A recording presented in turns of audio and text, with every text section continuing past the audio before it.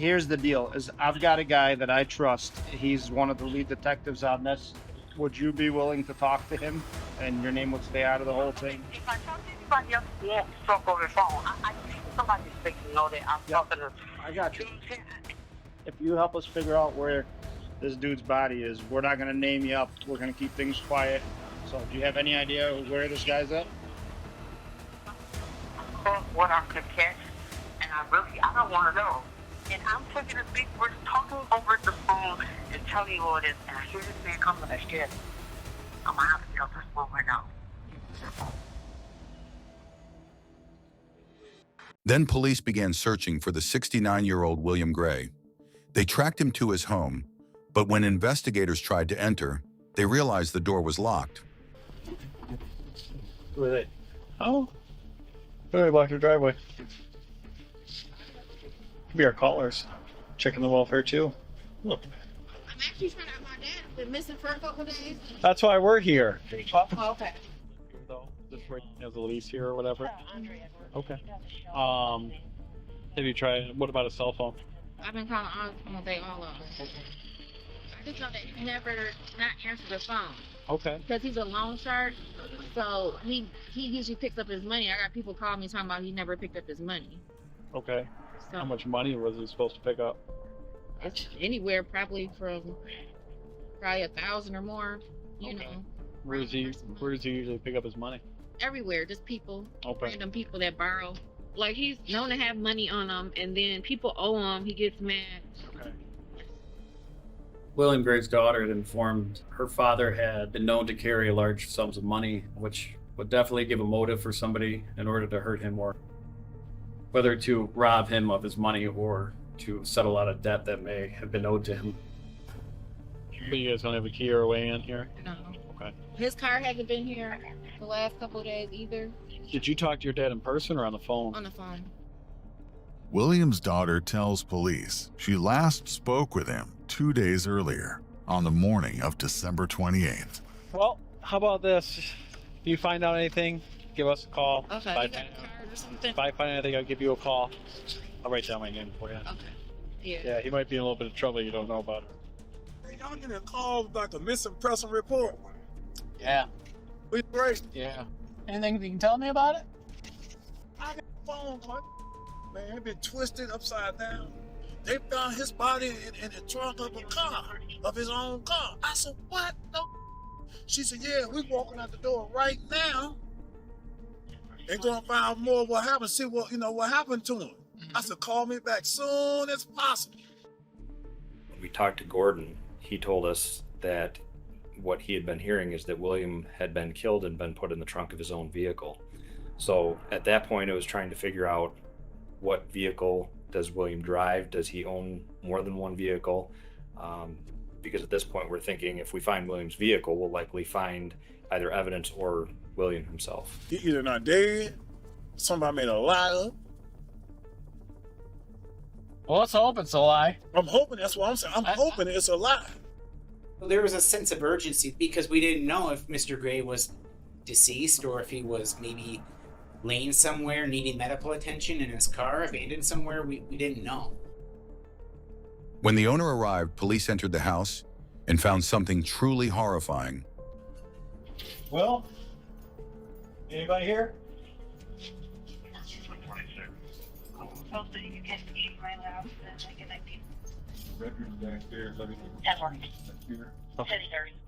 So when we get into William's apartment and are looking around to the officer, nothing looks disturbed.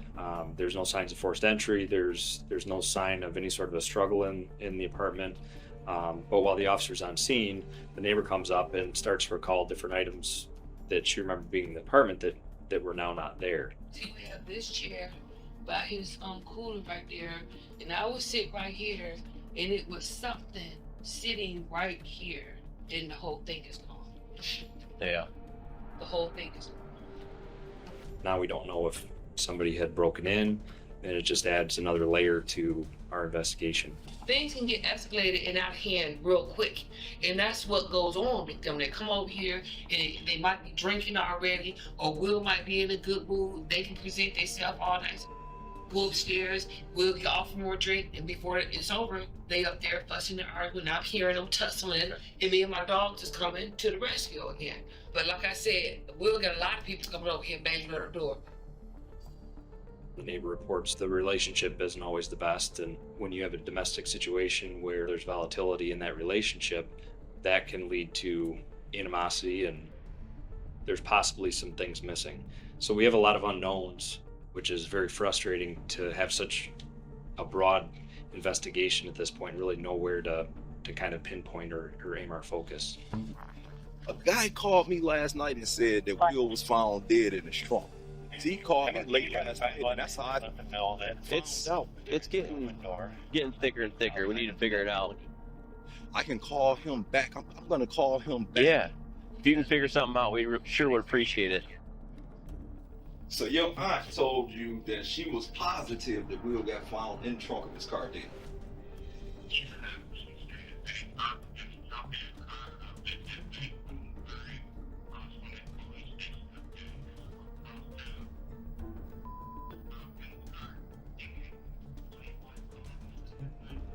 So you saying that they found him by that Hot East Pizza down there on West? On Burdick.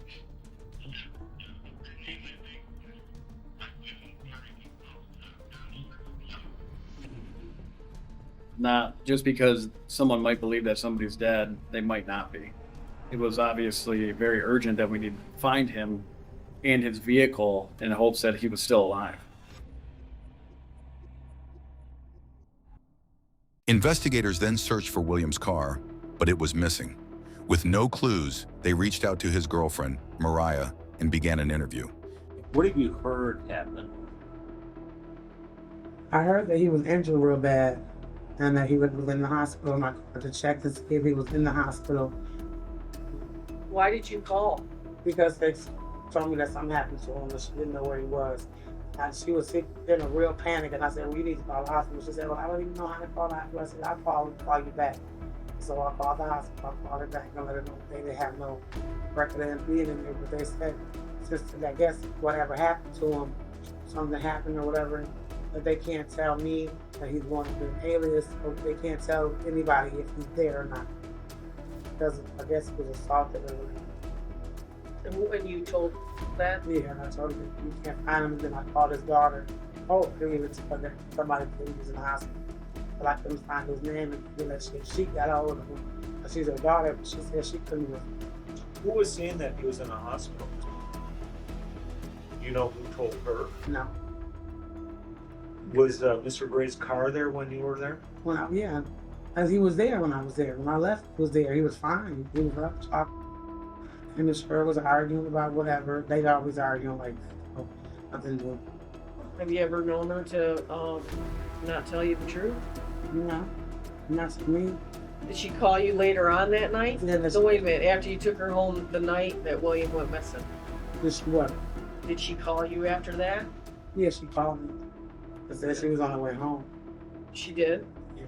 What else did she say? That was it. Can you check your phone to see when she called? Not really, because it only stores so many numbers. Right. Would you tell us if she told you something? Yes, I would. I don't have no problems with nobody. During the interview with Jules, we believed that she was leaving out key information that we thought that she knew. That's a very common obstacle that detectives have to overcome during investigations, is when people don't want to talk or don't want to provide information. You know, where did they go when they came in? They came in and went to the living room. I was in the dining room at the table, and they went straight in the living room to sit down on the couch. You know what I'm saying? And that was one of the reasons why I left, because it was an eerie feeling when they came into their house. I just didn't feel right. There was nothing to hold her on or arrest her on, so she just eventually just left.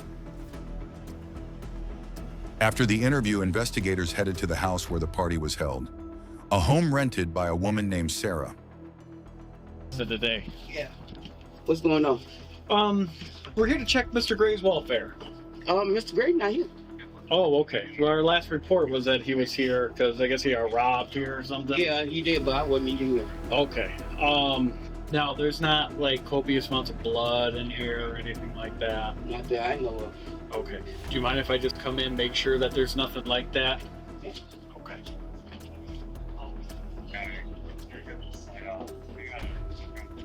And while searching the residence, as she allowed us to do, I noticed a smell of like cleaning solvents, almost like the effect of pine sol, that the house had been recently cleaned. And I began informing Sarah that we had reports there was assault that took place in her house, and that there was a report of a lot of blood that had been shed during this assault.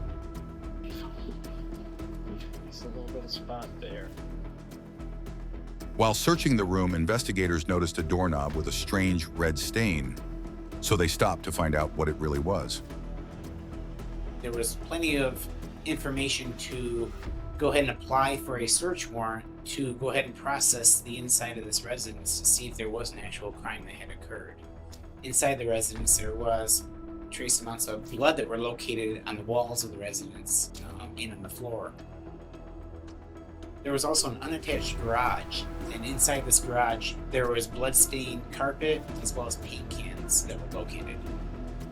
There was obvious signs of cleanup and cleaning agents in the same areas where blood was found inside the residence.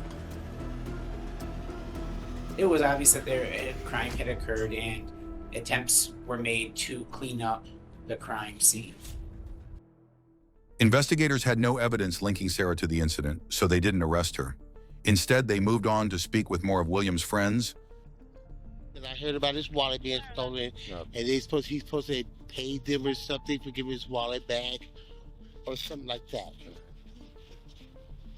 Now with this information, we've got somebody that we've talked to who is friends with William, who's given us a name of somebody who they believe would want to hurt William, and then pair that with the robbery that we had, a week before William went missing, where we know that San Jose was the person who did that.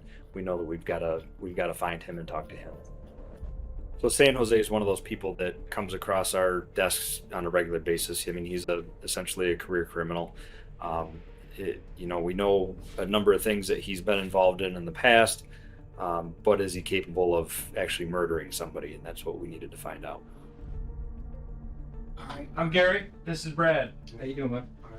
You evidently got hooked up today, huh? Got under arrest right now. I'm sure you got questions for us. I have the same questions for you. That's why you're here.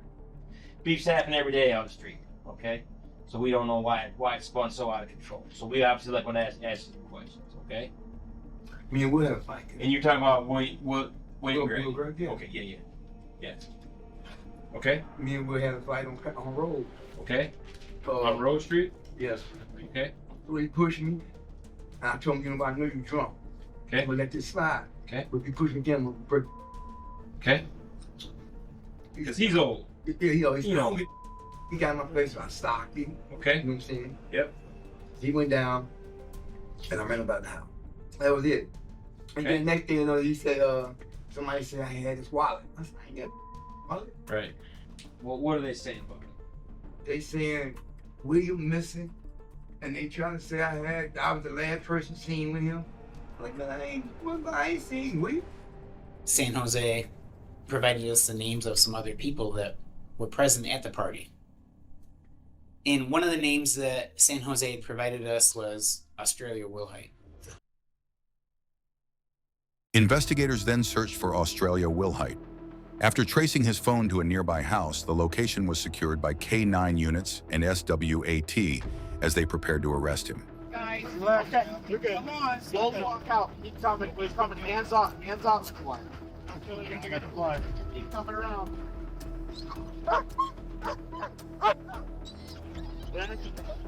Easy. Little did we know what we would find inside.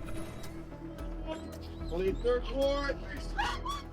So as we searched the house, we found a number of different items. We found a number of items with Australia's name on it. We found recreational drugs, a number of cell phones, and a folding knife that was kind of buried in some cushions in the living room, which we bagged up for the processing, because again, we know that the scene had been cleaned and we could have additional evidence here that may have been cleaned as well. Police arrested Australia Wilhite, but he refused to talk without a lawyer.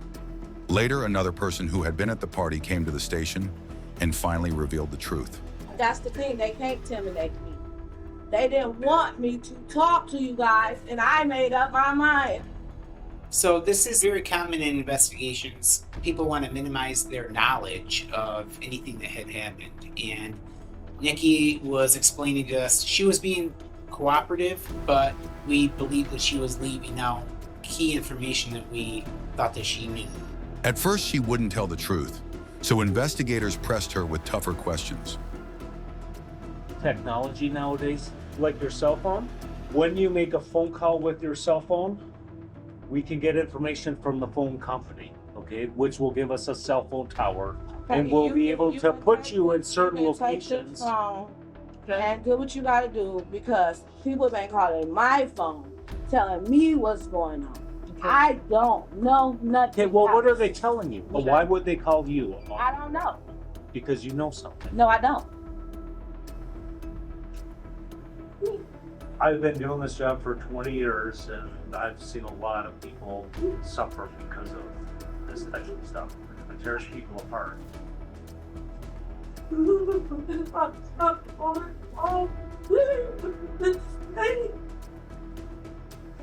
Yeah, it's not fair. Nobody gives the right to another person to take someone else's life. If you were me right now, you just pretend that you're the police and you have a family that's trying to find this kid. Okay? Who do you think I should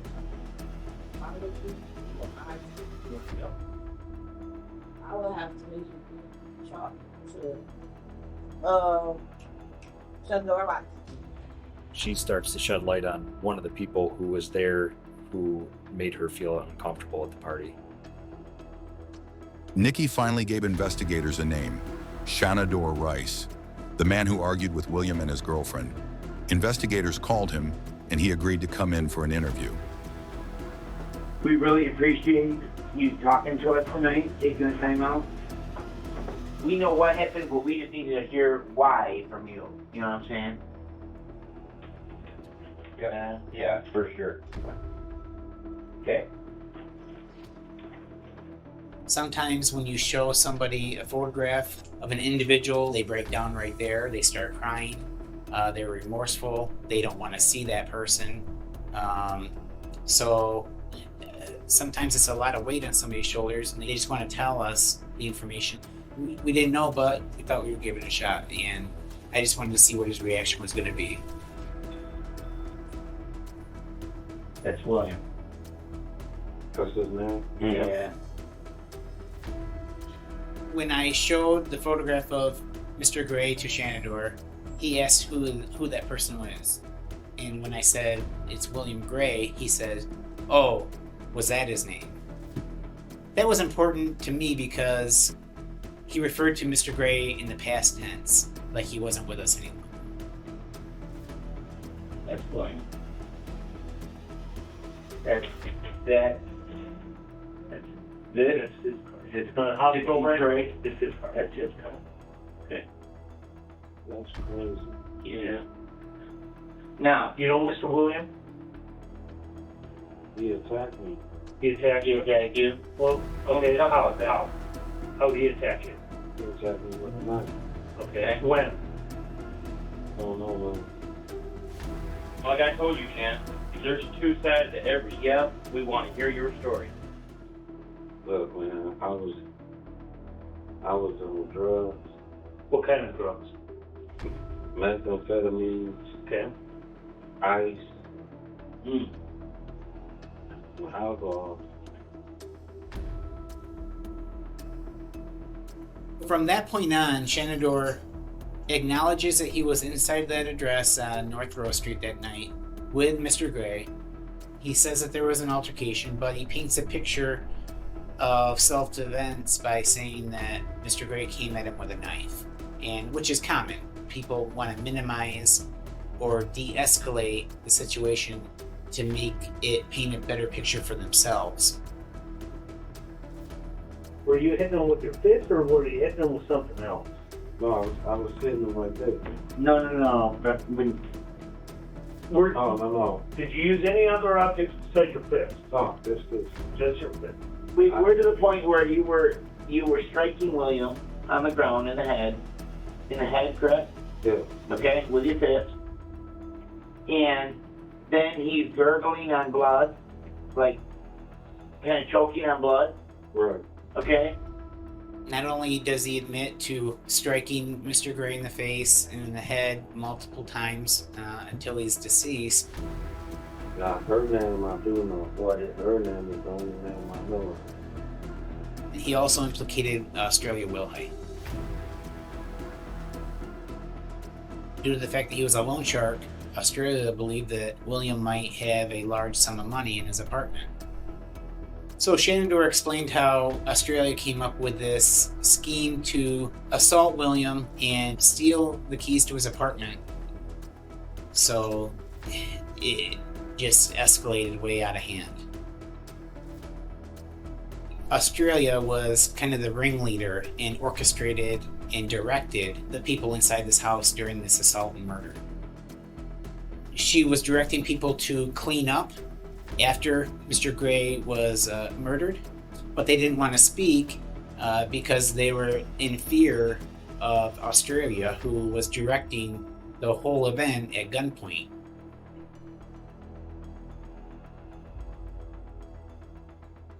Do you remember parking that car there?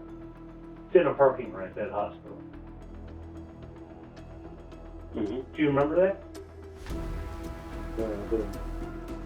Shanador then informs us that he places Mr. Gray in the trunk of his own vehicle, and then he drives him to the city of Detroit. In the city of Detroit? Or where? Huh? Yeah. Okay. I'm going to pull up a map here. After learning about William's death, his family and friends were completely heartbroken. Will and I have been knowing each other for over 50 years. But back in junior high school, Will started dating my sister, and I dated his sister. And my brother wound up marrying one of his sisters. So William and I, we have a lot of history. William was a very caring person. He liked to eat. He'd make up a big batch of ribs, chicken, and she would go around to different people's houses that were not so well off, and he would share whatever he cooked for people. He was just that kind of guy where he looked out for people who weren't so well to do. He had a big heart, a big stomach, and he liked to drink his wine too. But he was basically a happy person who did a lot for a lot of people. I can't stress that enough about William.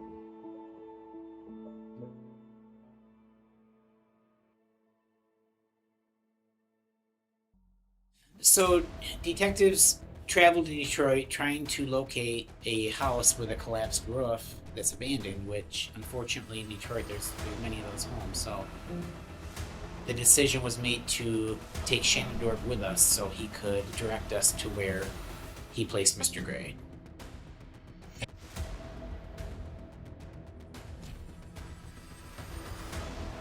Then investigators located the white Chevy Malibu, and inside they discovered a body.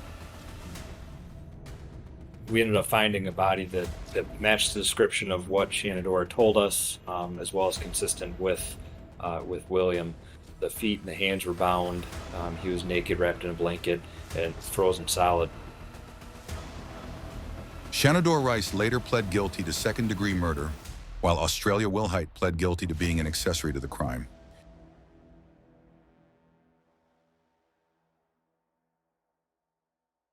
Like, comment, and subscribe for more true crime stories that delve deep into the heart of the human experience.